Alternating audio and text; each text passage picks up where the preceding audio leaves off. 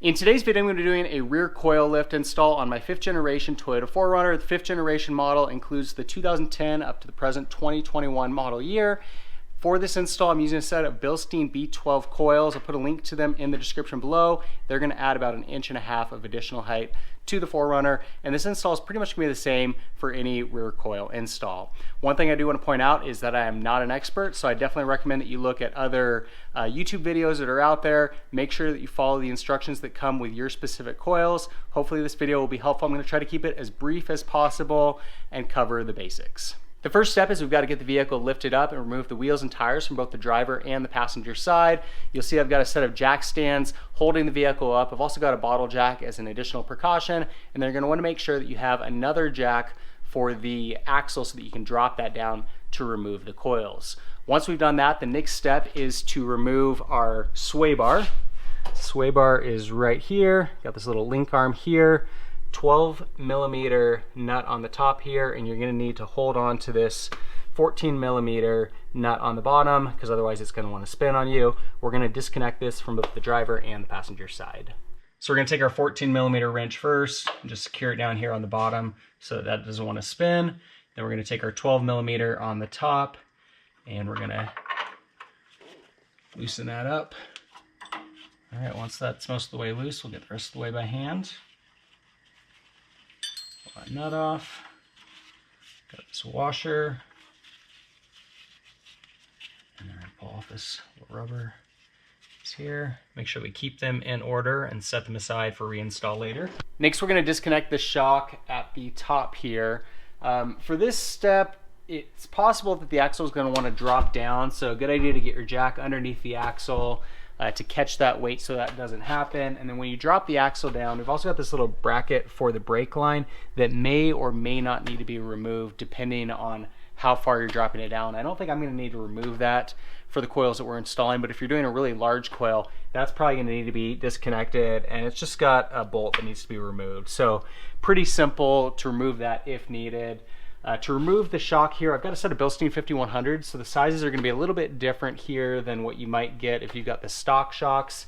I've got a 19mm nut on the top here. I believe it's 17 for you, and then you're going to want either a wrench or channel locks to hold onto the shock down here below so that this doesn't want to twist when you're removing that nut.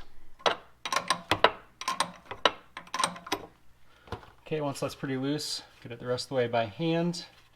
Right, and with that off, again, we're going to want to keep track of the order that these are going to be reinstalled when we're done. We'll do the same thing on the other side. All right, and with that, we're ready to install our new coil. For this step, you may need a spring compressor. I've got another video that I did for my FJ Cruiser that shows you how to go through that process. I'll put a link to it in the upper right-hand corner in case you need to use the spring compressor. But with the FJ Cruiser, I used the spring compressor on one side, and then on the other side found I didn't even need it. So that's what I'm going to try to do here with the 4Runner as well, is see if we can just get away with not using the spring compressor. If we need to, then I'll include those steps as well.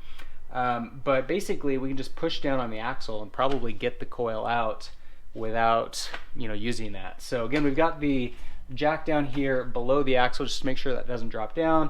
Again, keep an eye on the brake line to make sure that you don't drop that down too far to the point where it puts a lot of pressure on that. It could potentially break it. But here we're just going to push down, see if we can get that coil out, and we'll get the new one in. There we go. That was pretty easy. Getting the new one in is a little harder because it's going to be taller. So here's a quick look at the old coil and the new coil sitting side by side. You can see the new one's a little bit longer. That's how we're going to get our additional height. And then the bump stop we're just going to remove and install on the new one. Now to get the new coil in, because it's a little bit taller, it's going to be a little trickier. A few ways to do this.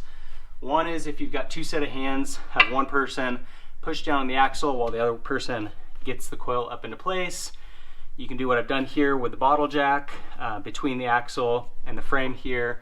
Basically open that up so that you can squeeze the coil in around that. And then the other option is to use the floor jack on the other side, lift up that side of the axle, drop this down, and then of course we could also use the spring compressor to compress the coil and slide it into position. So a few ways to go about this.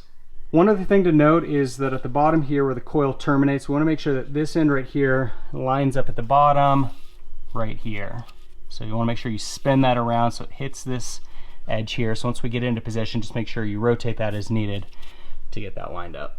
And then to get our coil in, we're going to bring the top end in first, line that up, and then kind of play with the bottom here to get it in. Definitely a tight fit.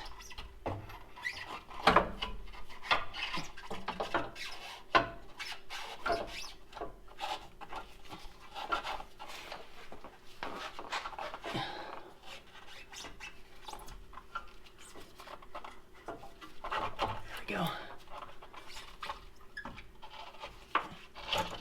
All right, rotate that around, and we are in on this side. So we're gonna go ahead and release this bottle jack, make sure that the top lines up as we're doing that, and then we're just gonna do the same thing on the other side.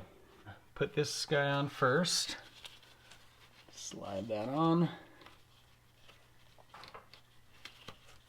push it down.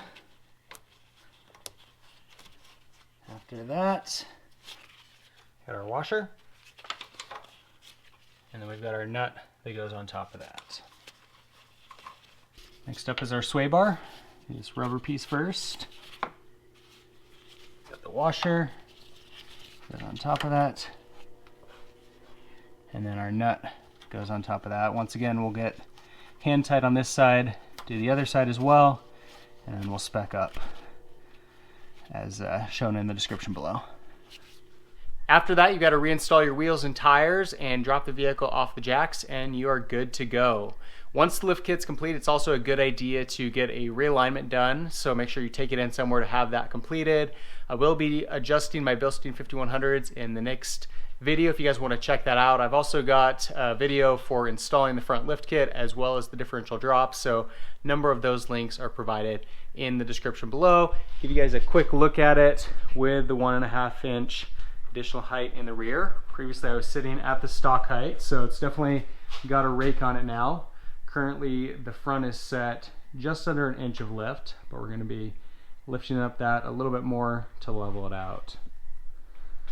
So there you go. If you guys enjoyed today's video, make sure to give it a thumbs up, and for more Toyota videos, be sure to subscribe. In the meantime, thanks for watching.